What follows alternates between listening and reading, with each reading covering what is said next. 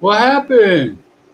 Okay, I don't know what's going on tonight, folks. Welcome to another episode of No Bones About It. The special guest tonight, Ron Brown from RTB Cigars out of North Carolina. And here he Hey, comes. Bill. I think I can Welcome, hear Ron.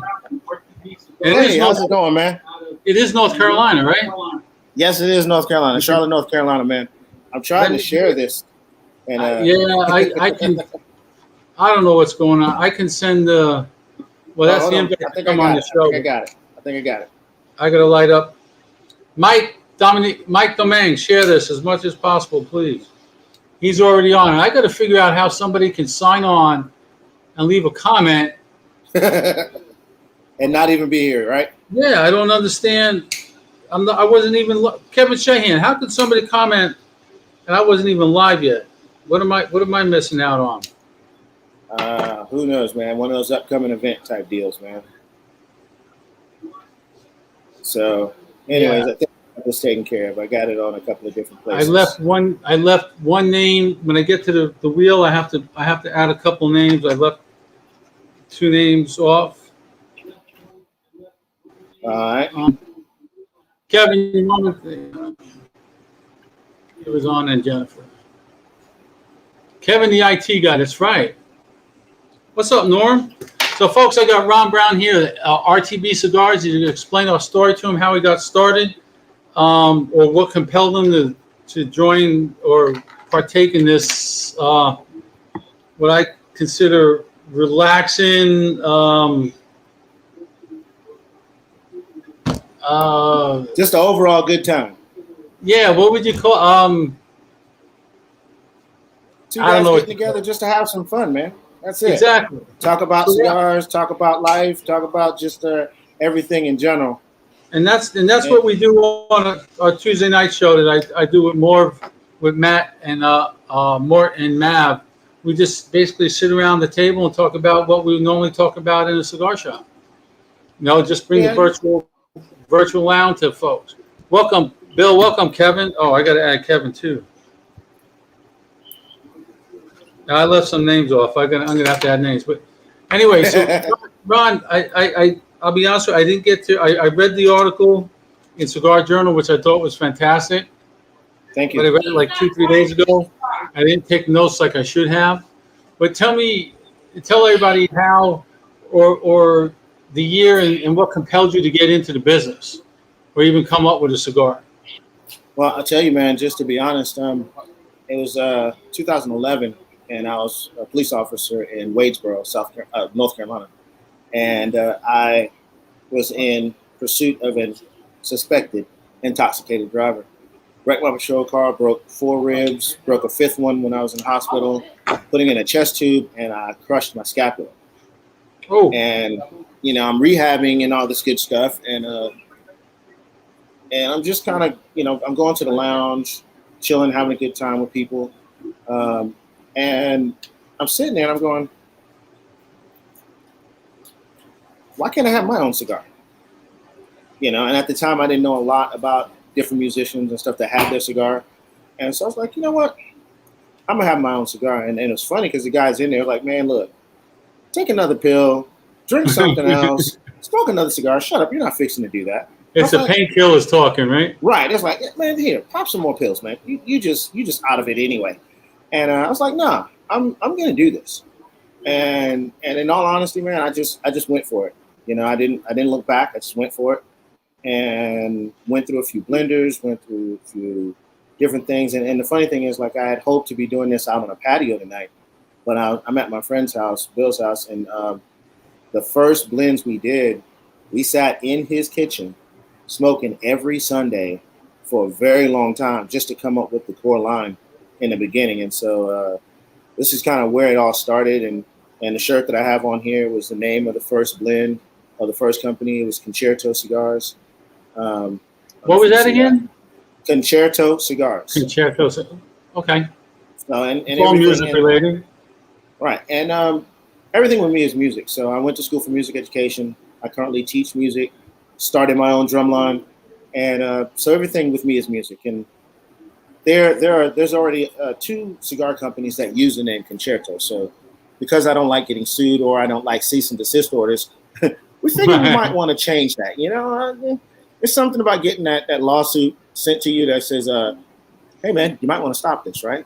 So, and I'm sitting there and I'm talking with Dr. Caffey, and at the time I had signed on to work with him, and he goes, you got to be a cocky something or other to put your name on your cigar. And I was like, okay. And so we played around with the name, played around with initials, and came up with the Rtb cigars, and that's kind of how it was done. And then we came with Edition 83, which stands for when I started playing music. Okay, and yeah, we talked about it a little bit earlier today. That's when I thought that's when you switched from the saxophone to. No, that's when I started playing saxophone. Oh, okay. You started playing saxophone first, Mm-hmm. and okay, and then what year did you switch to? How long was it before you switched to the drums? 86. Okay, 85, 86. Years. How old were you? Well, no, we talked. I hated it. I hated it. I didn't want to play saxophone. My mom was just like, "You're not going to be beating on the drums. I don't want to hear drums in my house. It's just not going to happen." I was that kid that I was tearing up pots and pans, and mother come home and want to smack the crap out of me, and mama didn't cuss. That's just not what she did at the time, and she'd just be like, "Man." Well, So, I'm telling you, this burns nice. It tastes great. It's got good construction. I like the label. Now, I was wondering about the label, and you explained to me a little bit earlier. So you came up, you got a hold of Doc Caffey, and you decided. How long did it take you to come up with the blend? Did you say that? I know it was every Sunday for a while. Well, and see that blend came out. That was the Concerto Cigars blend.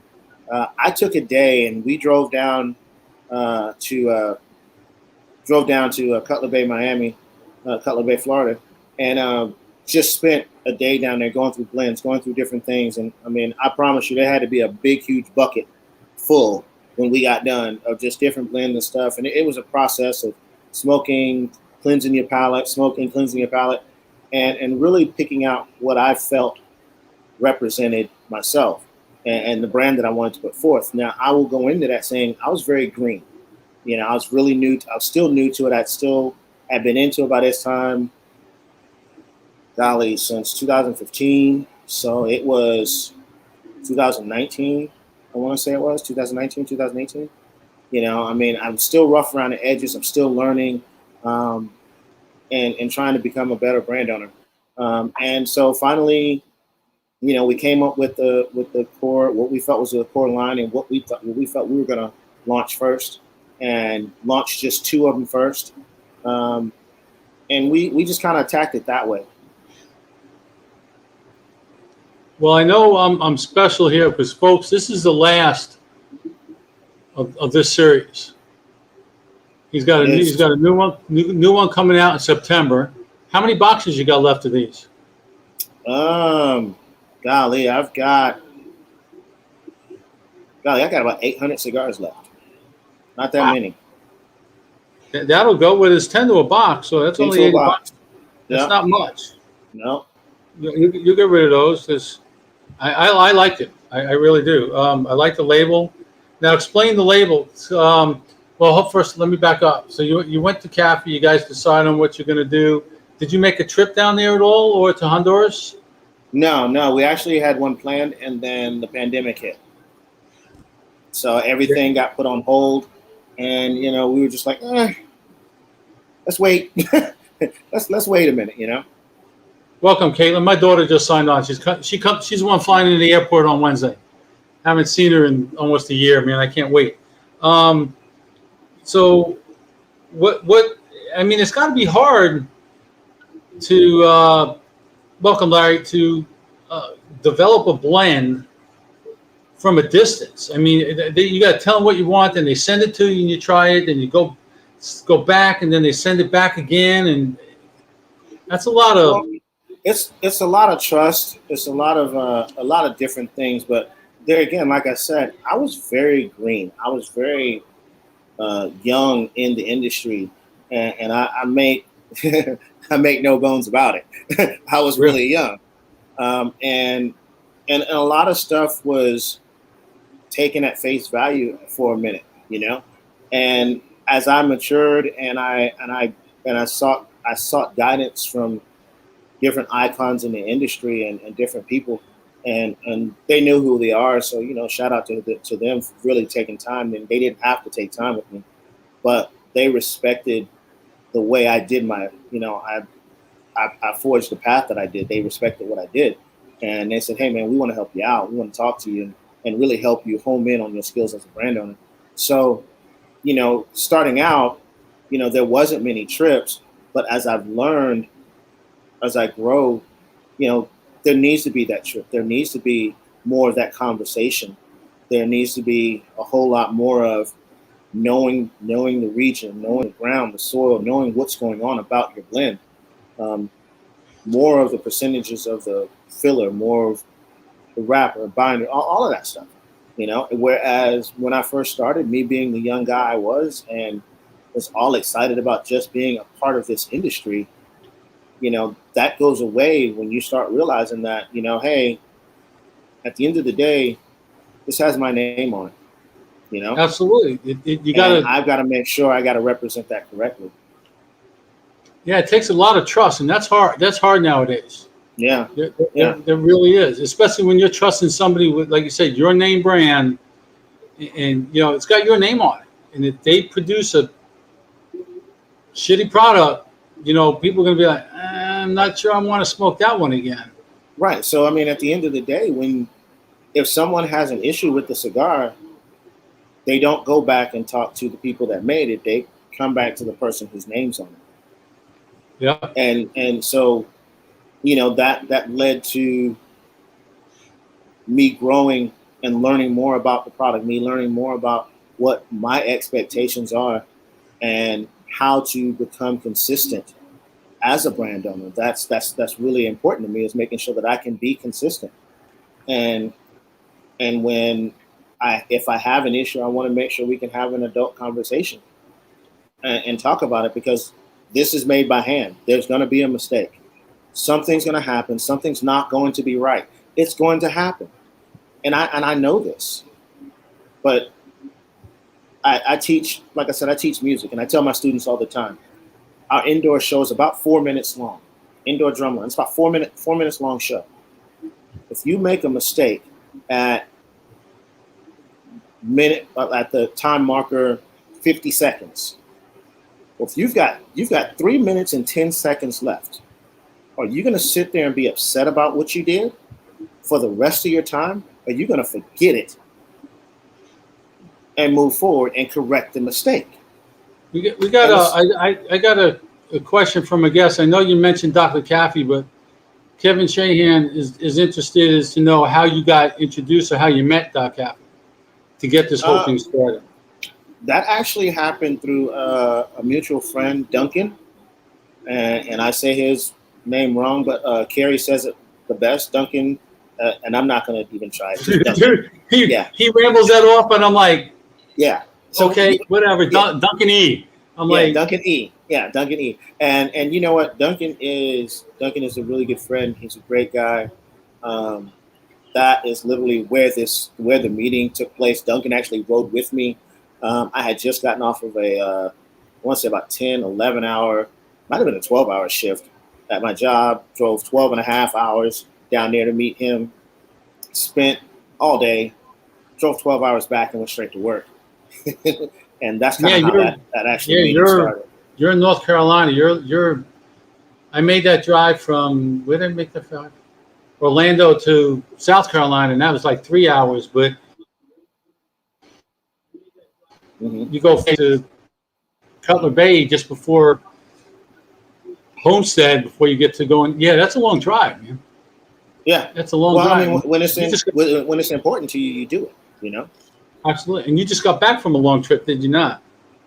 Man, I've been on the road a good bit. I had some trips and plans that had already been in the works. And it was just important that I talked to the people that were involved. They said, man, we want you to come anyway. Even though I was going through this transition, it's like, come anyway, just come on. And man, I was in Phoenix, Arizona. I was there with a friend of mine, Moxie and B Bryant, and Moxie, they showed blonde hair. Is that who I'm talking about? Okay, yeah, I've seen him before. Yeah, Stacy. Yeah, she. Man, I got there, showed me great love, and there are big things getting ready to happen coming out of that area for RTB Cigars, as well as Chicago area, already on tap, and big things are going on. My man B Bryant, he is doing amazing things there, man. He's really turning that place upside down in Arizona. So That's great I'm to looking hear, forward man. to doing that. It's a fantastic industry. It even for the smaller guys like myself. I started smoking. I always got to think of this. I've been here 8 years, probably about 16, 17 years ago, and I only started smoking on the golf course because I was having a bad day. My friend said, "You need to calm down a little bit. And just I know how you can play. This is not good. Just Right. relax." So he said, "Here, smoke one of these." I was like, "No, I never had smoked one before." He goes, "Smoke it. You got a rum and coke in your thing in the cart. Enjoy it." I was like, "Wow, I can get used to this." And then from then on in, it was I don't even know what kind of cigar it was. The first one I actually bought myself, and it's not really a cigar, but I got my kid turned me on to Black and Milds. Okay, so shoot me. And it's just something to sit on. I sit on the front deck in the neighborhood with a drink after work and smoke it. And then I was just like, I got sucking in like everybody else to the old Cigars International, $29.99 humidor, 15 cigars and all that. And that's how I got started with that little thing. And when I left Omaha, Nebraska, when we came down here, I drove down by myself and I traveled down with a bottle of rum in my trunk and my box of cigars, my humidor. So and they were no labels. They were like sweet 49s that you got from the shop back, because to me that was a cigar. The first real cigar I ever bought was a Cuba Cuba. Oh wow, okay. And I'm not a flavored guy, but the Cuba I like. I like the Sweet Betty and the Janes. I like those with a cup of coffee. The Tobacco Special with a cup of coffee on the weekend. Yeah. And I'm going to say something, and I know you're going to shake your head like I got you on this one. When I'm out in the backyard smoking my meat, let me rephrase that. Okay. When I throw whatever I'm smoking on the Traeger, I'm smoking a cigar, we're smoking, and I like it. And we have these conversations at the shop all the time about smoking competitions. I was like, oh, wait, I got one for you. I got somebody to throw his smoke on the back of his trailer and bring it on down here and smoke right up with you, man. Right. But, okay, so you got with Caffrey, you got that. So, and everything went well. And I know you recently switched factories. Right. Where are you at now? But I'm letting somebody know where I'm at. They're trying to find us. Sorry about that. All right. I'm at Tabacalera, and I won't say this right. Tabacalera Nica Ese. It's Veritas. It's in Nicaragua with Chris Webber. Correct. That's the same guy. That's the same place that Kerr went to, correct? It is. Okay. Is that how you got there, through him, or did he mention that, or how'd you come up with him? We just had a few conversations, and wow, sorry, I just got a nice little thing to hold my cigar. Just kind of showed up, and we had a really good conversation. And here's the thing: I want everybody to understand something. Like, this wasn't something that was, well, he left here and went here, and it happened like that. That's not the way it happened at all, to be honest with you. I'm a musician, and I believe in collaborating. And I've always said that I believe in collaborating with other factories. So I've actually been in talks with other factories for about a year now. This situation just kind of happened, and things were pretty much ready to go with other situations, but Chris stepped up and he killed it. Because I'll tell the folks watching. I smoked Kerr's line of 4 prior to the Sweetgrass Gringo, the V35, the Big Tony, the Sandella. Love all 4 of them. Not because I love Kerr, but the smokes are fantastic. And then I gotta make sure my wife isn't watching, but I know my daughter is. She'll slip of the tongue when she's here next week. But I bought a box of each, sight unseen. I like the product that much. And I said, I waited a week. I got him in, and I smoked one the other night while he was on the show, and with Kerr, and I smoked the Big Tony, and I was like, whoa. So this was fantastic. The 4 new blends of all of them, they were fantastic. So I'm really looking forward to see what Chris has done with this, the Edición 3083, and see what he can do to change it, because it's a really pretty damn good cigar the way it is. So I'm not sure what can change much, but I'll say this: it can only get better, I guess. Yeah, I will say this with the new factory, it really shows my growth as a brand owner. I had more in-depth conversations about what my expectation was, about what I wanted in the binder, the filler, and the wrapper. I had more control, and I don't want to say control, but it was left in my court. Like, what do you want? And that's what I loved about working with Chris, is that he's like, cool, we'll do whatever you want.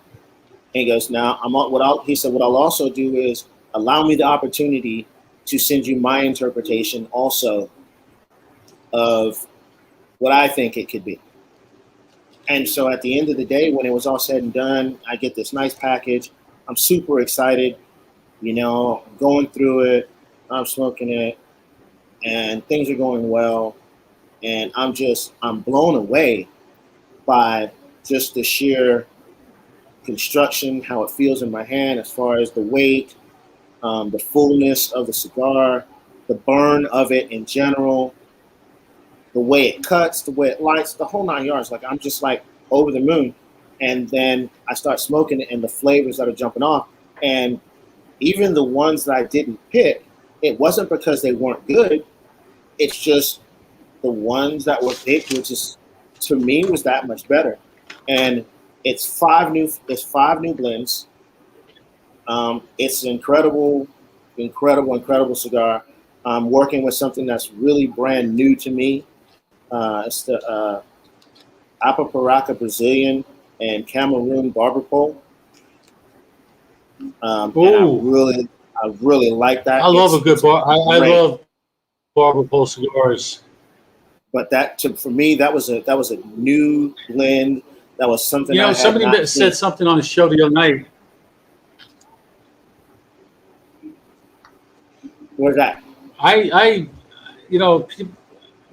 would love to make a cigar, but I'm telling you, I am far from a cigar reviewer by any means. I either like it or I don't like it. Right. It's got pepper. I could taste certain things, but I'm like, hint of leather, and I never tasted leather. I never, dirt. I never ate dirt. I don't. You know what I'm saying? So I'm like, when the Cinnabon came out for the LCA, I was expecting to taste cinnamon. I didn't taste anything. I just tasted a nice, smooth cigar that I like. I was looking for the cinnamon flavor, but I didn't taste anything. So either I like it, I don't like it, and I like this cigar. Or love it or hate it, one of the two. Right. And this is a cigar I would buy again. That's cool. I have something else for you. I want to get back to the what you got going in the future, but I need to take a break real quick for some sponsors.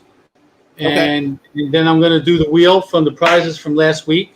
people have a choice between the Drew Estates pack that's got the dominoes and the coasters and all that stuff in it, or a nice humidor I'm giving away that I got it probably a couple years ago. With it's brand new shade. It's brand new. I hardly ever used it, but I got no room for it.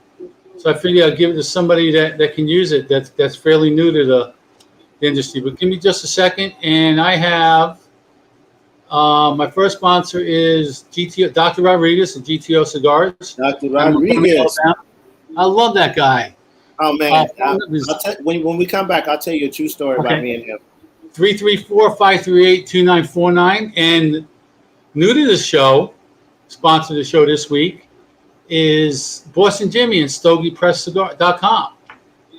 Love him. You know, I give him. He's a hell of a guy. They both are.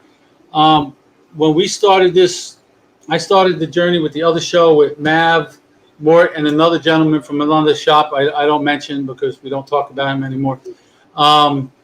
And we did that about 5 years ago. Right. About 2 years, and we switched over to this new shop, which will be 3 years, the 10th of August.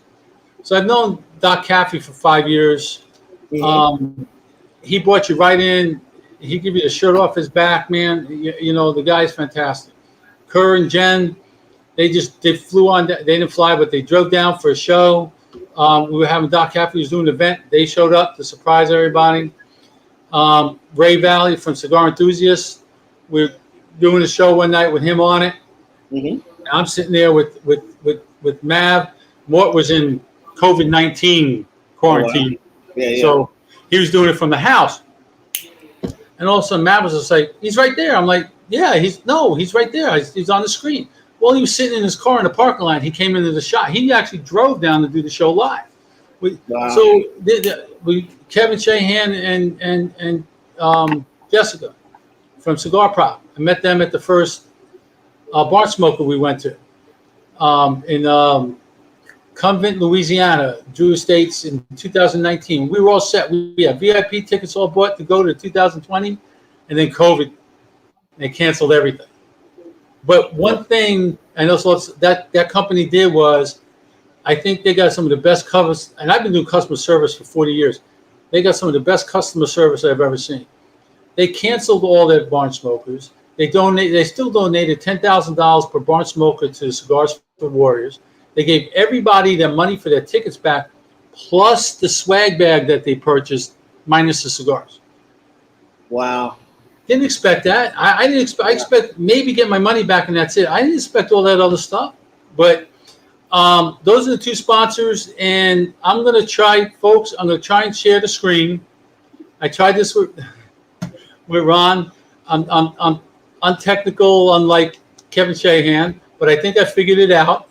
I'm going to share the wheel. I think I got to add one name to it, Tom, but give me just a second. And Ron, tell us what's in the plans for RTB while I get this going. Well, the future is bright, and I'm very fortunate and blessed. And I just want to say thank you to everyone that really stepped up, and the phone calls and the emails and text messages for people that reached out to me. Okay, I'm sorry, Ron. Can everybody see that? Can you see that now, Ron? Can you see that? Wheel? You see a wheel on there? No, no wheel. No wheel. Okay. I don't know why it's not. See, I see it on my other screen, but I'm going to spin it anyway. And if all right, here it goes. We're going to shuffle it up first a couple times. I'm going to hit it. There we go. I hope anybody else can see this. And the winner who has that choice is Bill Shoemaker. Gets to pick between the Drew Estates pack or the humidor. All right, I don't know why that. I don't know why it didn't work.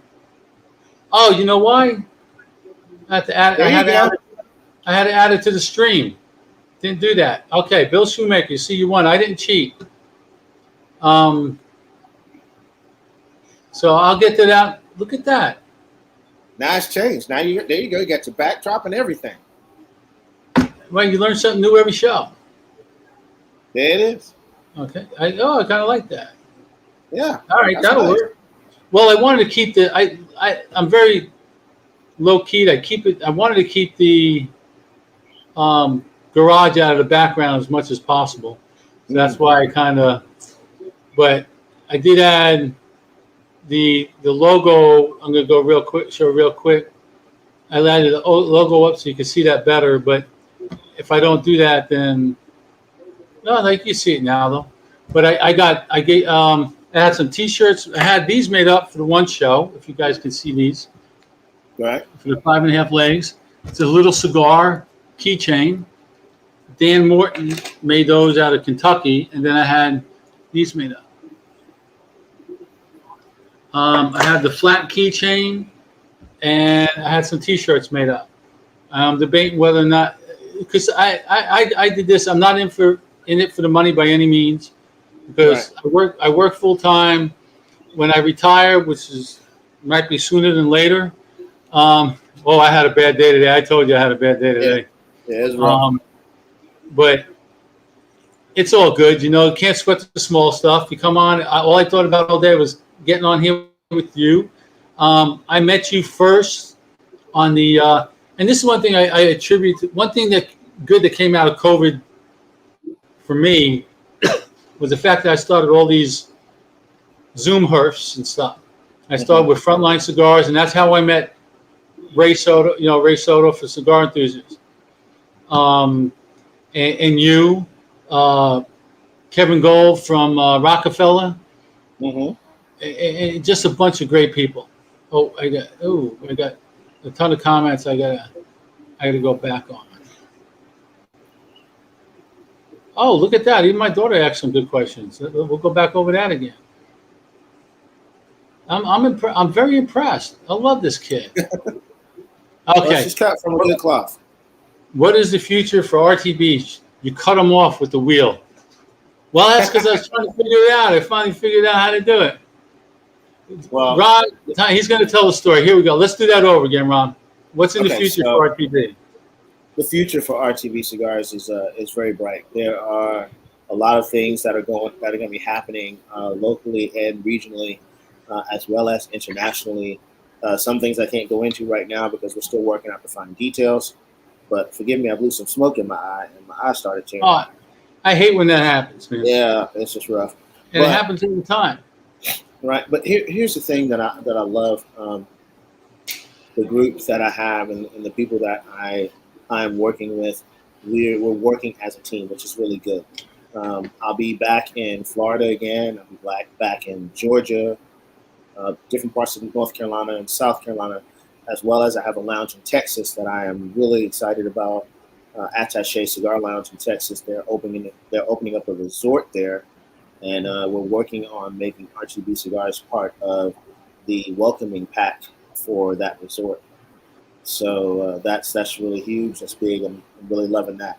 So well, I'm going to throw your name real quick, and since you say you're getting into Texas, I gave this gentleman's name to Bruce Bush at Karen Berger Cigars.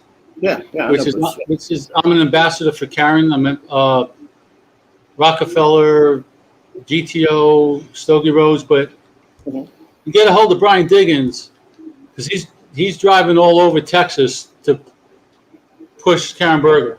So what's wrong with pushing another cigar at the same time? Yeah, I think I did the show at Diggins. Yes, he used to do it with Kerr. Yeah. Now Kerr is on with. Kerr is now. He still does his show on Thursdays with Lars Teton. Right. Who is that guy cracks me up, man. Yeah. I love listening to that guy. And now Kerr is Kevin's co-host on Monday nights, which they're on right now. They start at 6:30. Right. But okay, so we got Tom Behrens out of South Dakota, but he's wanting to know where your cigars where did they go? Where they're available in Charlotte. In Charlotte. Cigar Loft, which is in the Concord area, and Aroma, etc., which is off of Monroe Road. They carry it. Those are two places in Charlotte right now that are carrying it. There is or was another lounge in Monroe, North Carolina, but that shop has not opened after COVID. So, okay. How many different states are RTB cigars in? New York, Florida, Texas, 6 as of right now. And with the new shipment coming in, we're actually adding on 5 more. So just with the new shipment alone, they've agreed to bring it in. But, we'll wait to make sure that happens. But I've got good faith that it's going to take place. My daughter wants to know why you're not in Nebraska, because that's where she's at. Well, you know what? There's a lot of shops up here too. I will come to Nebraska. I don't, as you can tell, I have no problem traveling. I will jump on a plane and travel.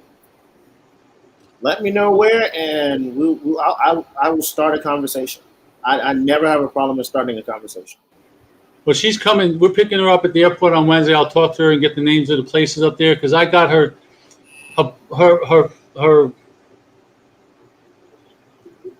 friend smokes. I'm really not sure what he is. I'm really not sure what he is, Caitlin. I don't know. But spoken like a true dad. Right? There's nobody good enough for her, man. I don't care who it is. There's nobody good enough for her. She's my baby girl. She's 31, but she's my baby girl. My daughter's married, and we're getting ready to have our second grandkid. Congratulations! We had a boy, and this one's a girl. Yeah, my son married he met a girl. Well, he was in the military, and he was on an exercise in Australia. Oh no, New Zealand. I'm sorry. And he met a girl. They went out one night. The girl sat at the bar, and he just sat down next to her. And next thing you know, they're traveling back and forth between Australia and Anchorage, Alaska, to visit each other. And he brought her down to a wedding that he was a bridal party he was in that we went to, because we're good friends of his. And he actually married him that trip. So she had a 4-year-old. They've been married 2 years now, a little over 2 years. He got out of the military, moved there, and he told us a couple months ago that they're having a baby. So we married into a 4-year-old grandchild, but now we're having our first biological grandchild. Basically, yeah. And a girl. And grandma went nuts. She started knitting this and crocheting this and macrameing this and creating all this baby stuff. Had the plan to go on a trip because it looked like everything was opening up. And then bam. Australia is closed for, if you go there, you have to quarantine for 2 weeks. In a hotel of their choice. They don't tell you where. They just get you off the plane. They cart you to the hotel, stick you in the room for 2 weeks. Whether you have a balcony, you're lucky, because then you can go outside and smoke. If not, you're stuck in your room. You can't even leave your room. No. They come in, they'll leave towels and toilet paper and all that stuff at the thing, and your food. You're there for 2 weeks. Now Tom's asking the same question. What's the possibility of getting RTB cigars in South Sioux Falls?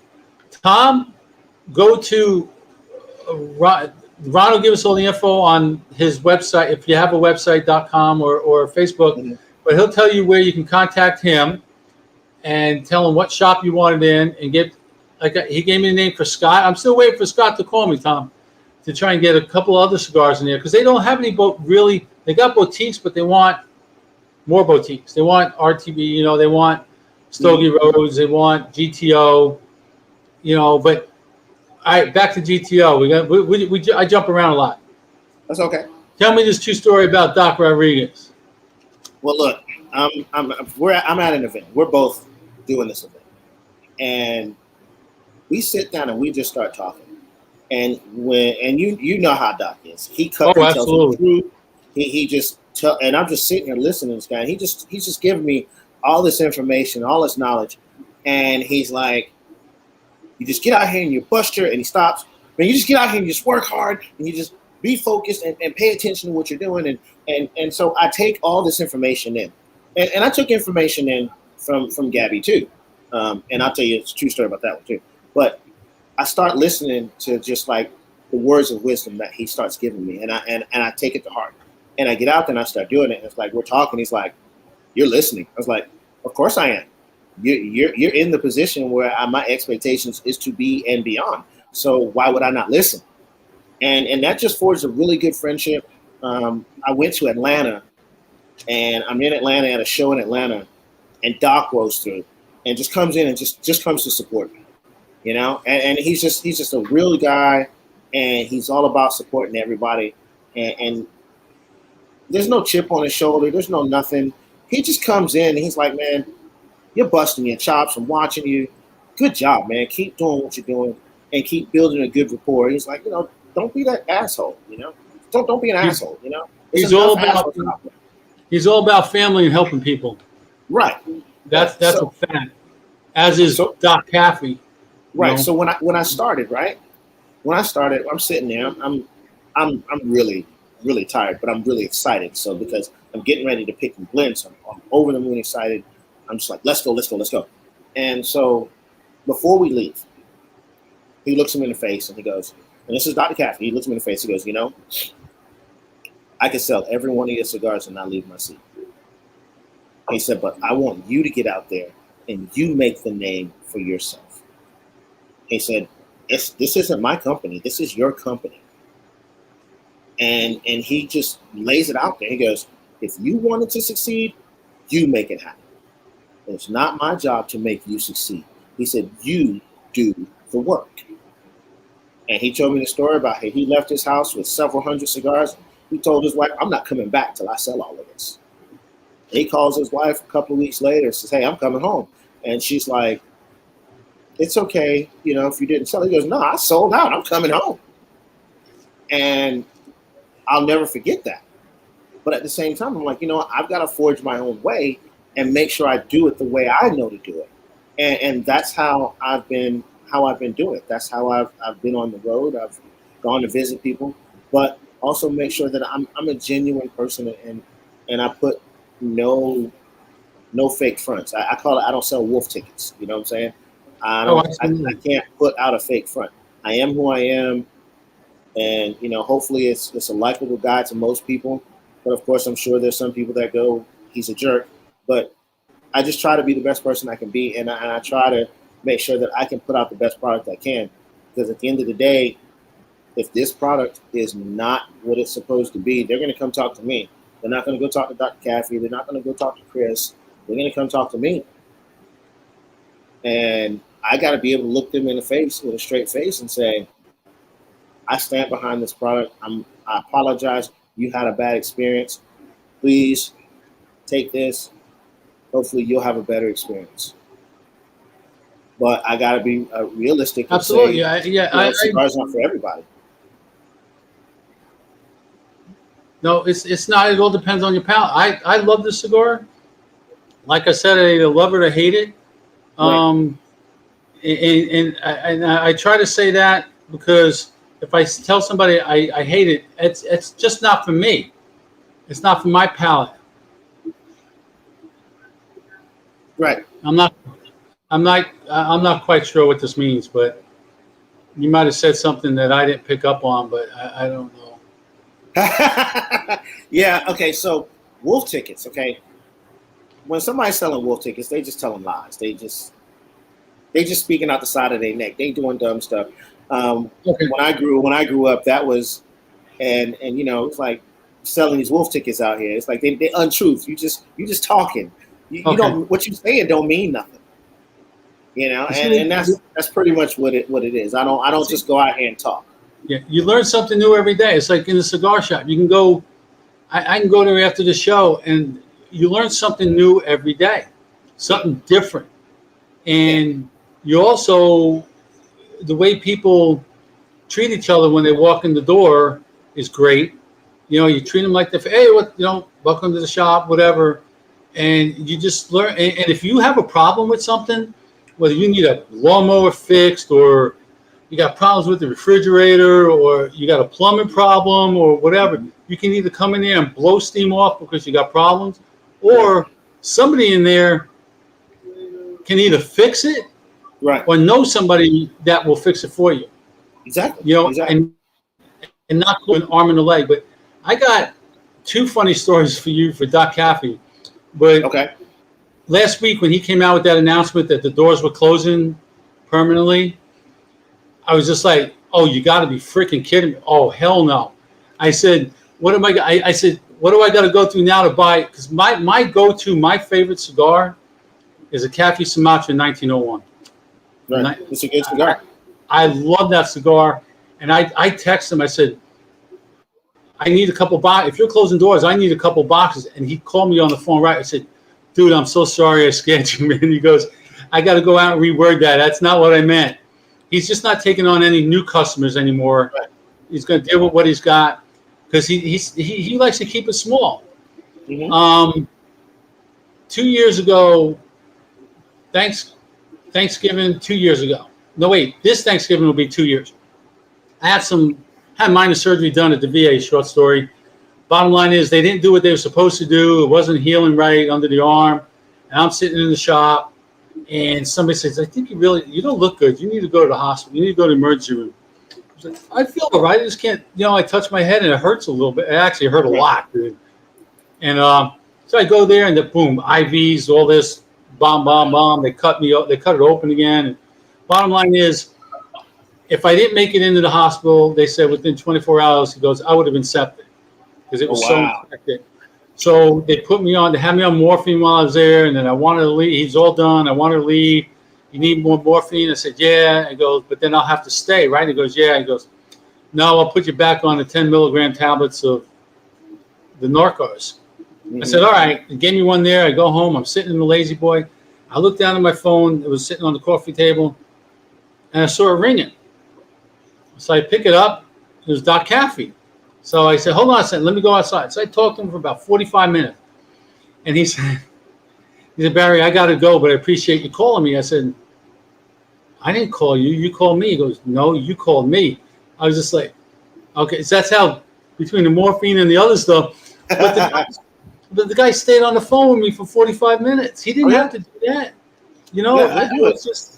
I was blown away by that. It was just, but I get to see him again. I haven't seen him personally in a couple of years, but we're going up to myself, one of the assholes, his son Patrick. We got a friend Scotty from the shop going up, and a gentleman that I used to work with that's now living in Navarro, Florida. He's in the military still. He bought VIP tickets, and we're going to pick him up, I think, or drive. He's driving. We're all driving. We'll either meet up, pick him up, or just meet up at the festival, at the BCA festival. We're leaving on the 12th. We're going to be there on the 13th for the VIP event that Friday night. I think it's from 6 to 10. Mm-hmm. It's going to be 20 manufacturers there. They're going to have the cigars, open bar, catered food, whatever. And then the festival the next day, they're selling from. It's going to be great, man. They've got a great lineup as far as music is concerned and food. It's a great venue. It's going to be really an amazing event. Unfortunately, I'm not going to be there. Okay, maybe that. Well, they're going to have another one, I believe. February, March, April, around there. They got to check the dates to make sure the smoke-in and any other big stuff going on, because you don't want to clash. Right. The plan is to, when the new stuff does arrive, to be there for that. Okay, great. And he and I talked, and I was like, hey, he's like, look, man, you're part of the BCA. I'll support you however we can. We want to make sure, we want to see you grow. And there was just, it was just, this is business. At the end of the day, it's his business. Absolutely. And we just both had to make a business decision, and we made it. And I still want to see him. Yeah, I still want to see him be uber successful and do what he does. and I definitely am on that path as well for myself. Um, I'm I'm really super excited about the international stuff for myself. That's fantastic, That's man. that's what it can do for me, and That's that's really very pretty exciting cool. for me. So it's going to be really great. I actually got some really cool giveaway stuff. Working on some cutters and lighters and stuff like that, um, and it's going to be like really amazing. So I'm really excited about it. Um, But you know but something? Everybody likes something free. Everybody wants right, something free. Um, I personally, if I can get it, I'll get it. I'm not going to have a heart attack if nobody sends me anything free. I don't, like I said, I'm not. I do this because I enjoy doing it. A friend asked me to join his network and do a show on Monday nights. I said okay, and I with the time I was going to go at the same time as our show on Tuesday, but then I was like, oh wait a minute, that's the same time as tap that as right, Kevin Shahan show, and I called him up and said, hey Kevin, I'm going to do a show on Monday nights. You have a problem with me doing it at this time or that time? I said, not that I'm taking any viewers away from you.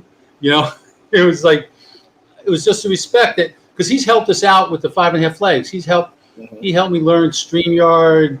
Or my next step is I got to do a better job of when I do bring somebody on and advertising the show.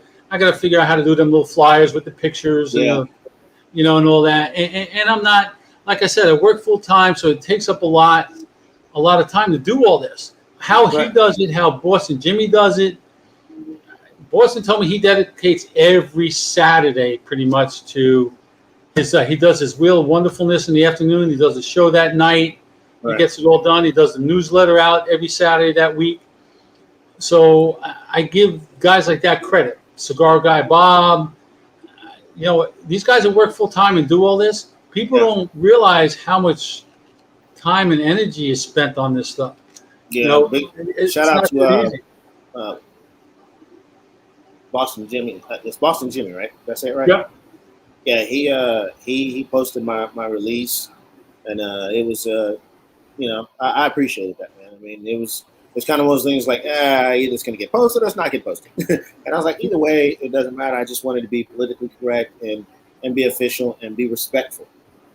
How I handle myself, and I think in this industry, Absolutely. no matter what you do, as long as you are respectful and you come genuinely with the utmost respect towards whomever, you're gonna be okay. You're gonna be in a great place, and that's just all I wanted to do. And I think that those that did do the posting, they saw that I'm a genuine guy. I wanted to be respectful, and I had no malice in my heart as far as when I was posting that letter. So, but I think we're all gonna have, we're everybody's growing in this industry, and there's enough room here for what I like to call, and I got this from Kevin from Protocol, co-opetition.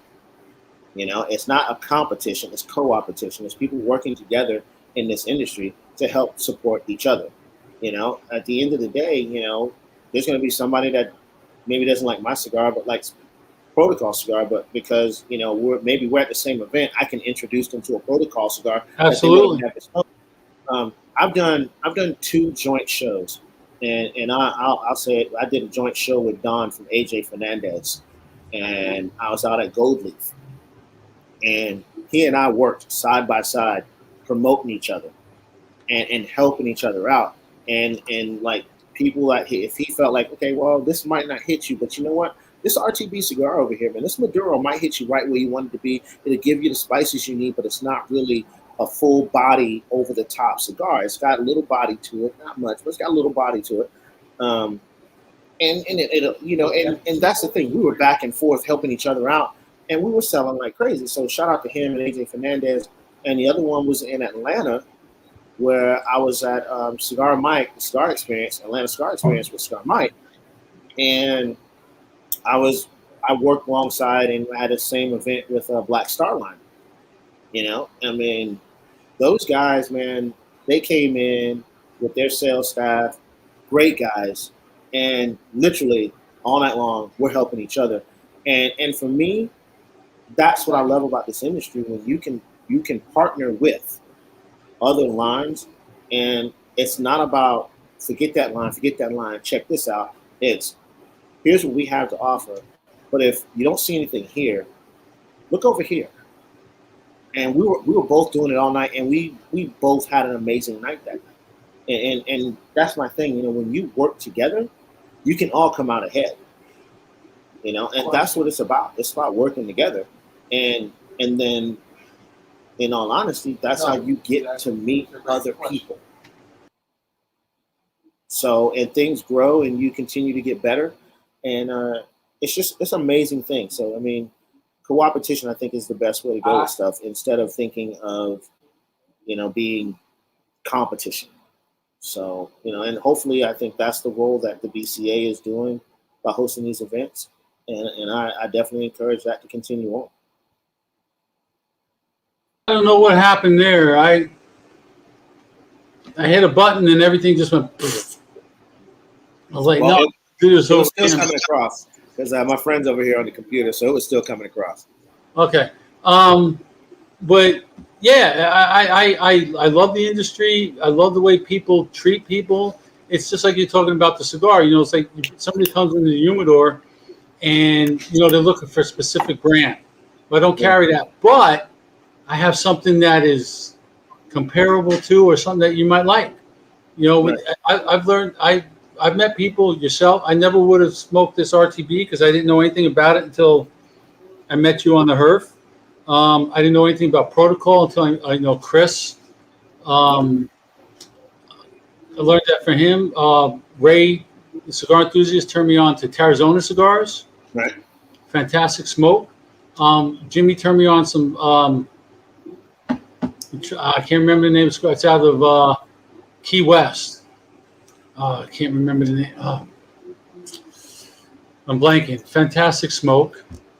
No, he's not out of there. He's out of somewhere else. I was about to say Bahama Mama, but he's out of somewhere else. No, Brad Burko, he works for Bahama Mamas. He's in Arizona, but he's not going to beat the BCA. Another gentleman who works there, George, is going to be there instead. Okay. And I don't know if George is the owner. I really don't. I'm not sure who owns it. I know that Bahama Mama used to be. I'm going to hope I get this right. The old Cuban Honeys. Okay. I didn't know that. They have the vanilla, they have the bourbon, they have the coffee. I still haven't tried those yet. I haven't either. To try those. I meant to ask him about where I can get it from. I'm not sure. Now, before we head off, I don't want to keep it too long. We've done an hour. Where can you guys? Are you on the boutiquesmokes.com by any chance, or where can somebody buy your stuff online if they can't get to a B&M to get it? I was on there. I actually haven't checked recently, so if not there, definitely vsrcigarfam.com. I will. Yeah, Chris sells a little bit of everything. See, and I love his site and I love BCA because I love the boutique cigars. They're different. They're supporting the small guy. Do I smoke a Perdomo every now and then? Yes. Do I smoke? I got a box of these for my birthday early. The Flying Pig from Pappy Van Winkle. I love their Robusto. Would I go out and buy myself a box of those? Probably not. But that's something you get as a gift, and you appreciate it much more. Because she gave it to me. My wife, they came in. She gave it to me last week because it came in, and she couldn't let it sit because that one didn't come in with a Bovita pack in it. Oh wow! Okay. So you got to put it in something right away.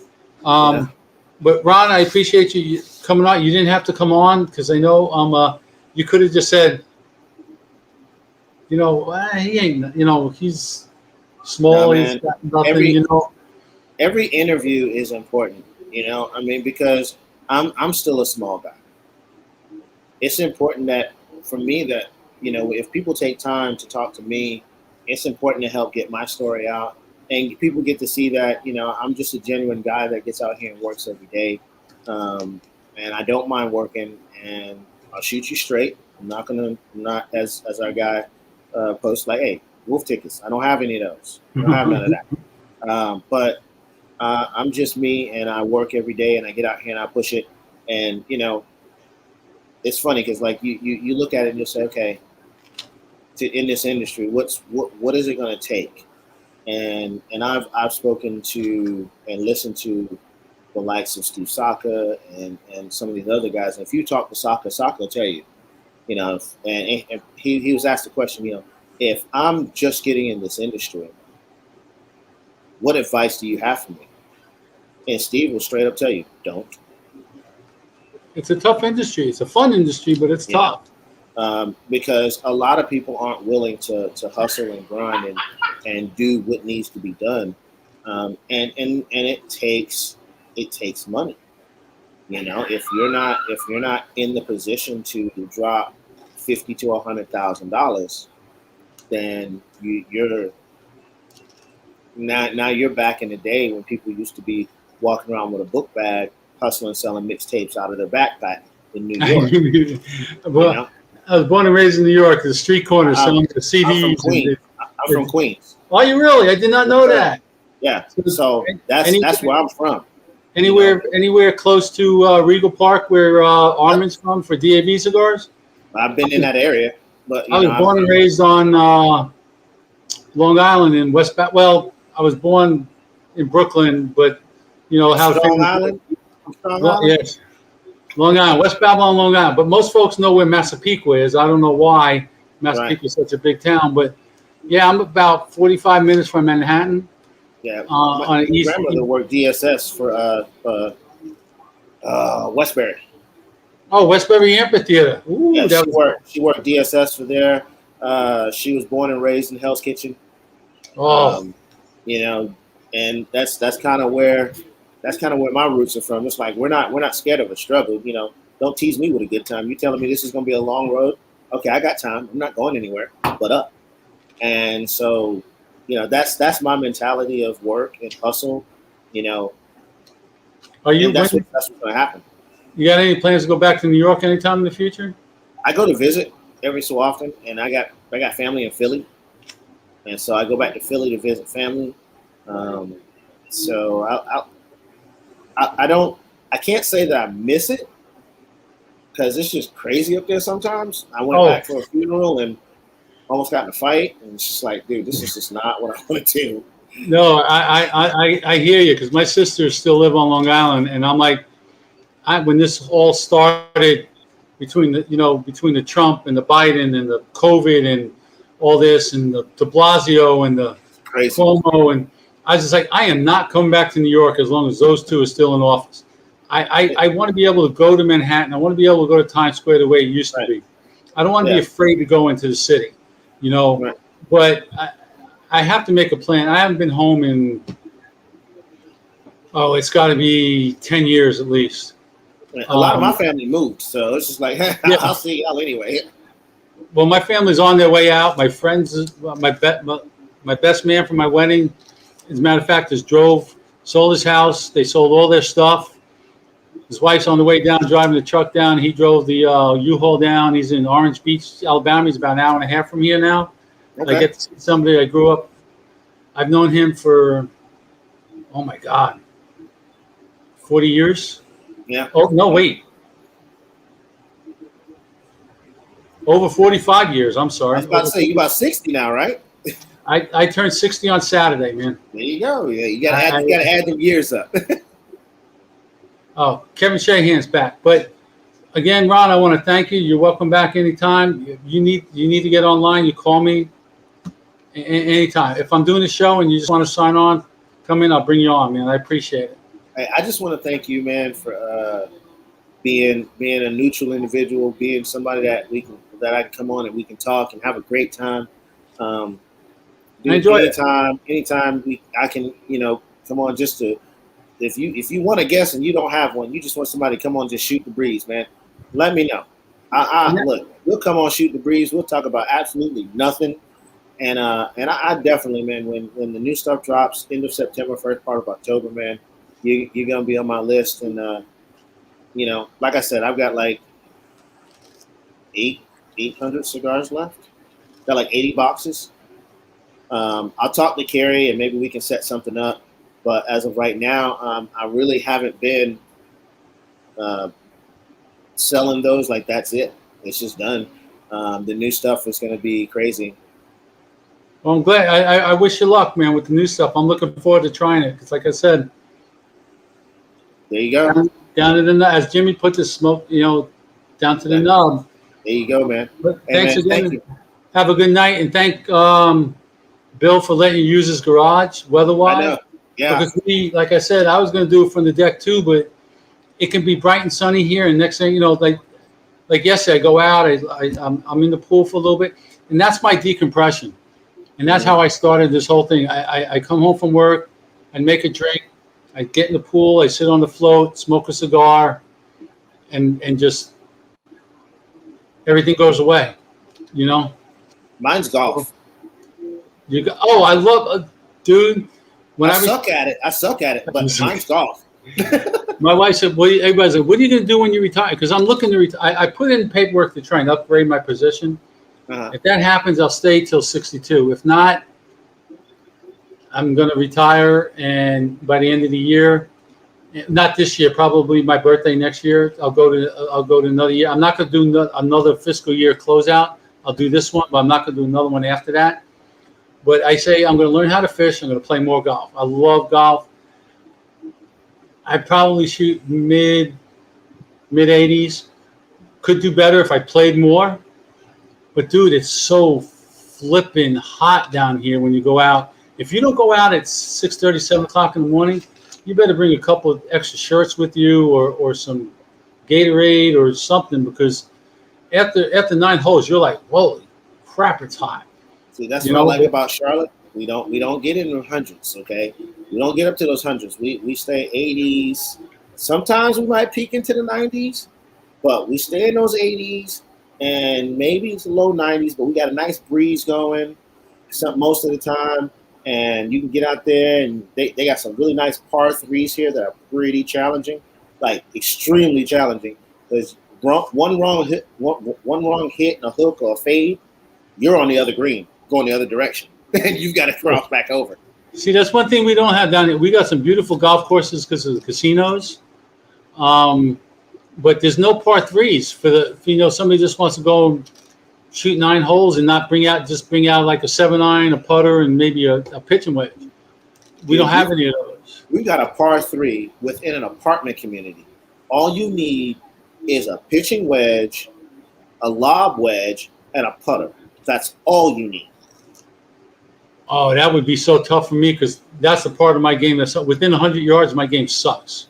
And that's the thing. Like everything, all 18 holes is just right there. And it's within the apartment community. So it's like one wrong hit and you're busting out a window.